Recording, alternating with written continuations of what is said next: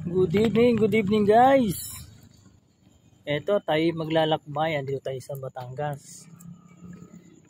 Hindi ko lang alam kung saan bandang Batangas ito. Wala, magdamag tayo maglalakad-lakad, gagala. At bawal ang bisita sa ospital na dalawa. Kailangan isa lang daw ang bantay. Nakatakot ng lugar na ito Dilim. Maganda ng bahay dito guys. Sana iligtas tayo sa paglalakbay-lakbay natin. Magagala tayo buong magdamag. First time ko lang itong gagawin. Hindi pa galing ang ating kuya. Papagaling pa sa hospital. Na may Doberman doon Pitbull. Saan lugar na ba ito?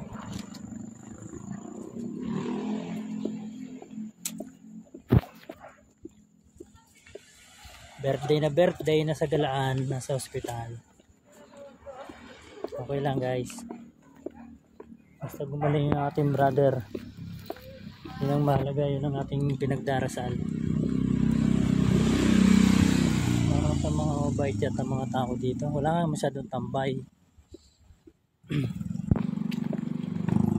Uy, yan